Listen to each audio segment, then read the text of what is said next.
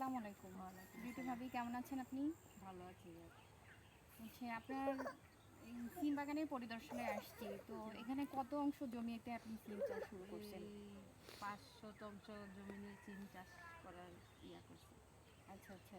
সিমটা মানে আপনি কতদিন আগে রোপণ করছেন সিম চারা? সিমের এই চারা? ধরেন ৩ মাস হবে। ৩ মাস। সিম মানে এটা যখন হয় না, তখন শীতের ভিতরে বেশি ধরে এই সিমটা। ৩ মাস তার মানে হচ্ছে এখন জানুয়ারি আপনার ৩ মাস আগে অক্টোবর নভেম্বরের জি, আগে। জি, জি। ৩ মাসে এরকম ফলন, অনেক সুন্দর ফলন হইছে, তাই না? জি, তো হয়েছে। এর মধ্যে আপনি কত কেজি সিম বিক্রি করছেন? আমি বিক্রি করছি ধরেন ২০ কেজি, ২০ ২৫ কেজি। কেজি, মানে ২৫ পার কেজি। ডে একদিন পর পরেই? না, ২ দিন পর, ২ দিন পর, পর, পরে। পর। আচ্ছা, আচ্ছা। ঠিক আছে। তো সিম চাষে কিরকম লাভবান হচ্ছেন ভাবি? এখন তো দাম ৪০ টাকা কইরা। যদি মানে বেশি উঠতো আমার এই জমিনে, তো আমি অনেক টাকাই লাভবান হইতো আমার। লাভবান হইতেন। হইতো। আচ্ছা, আচ্ছা।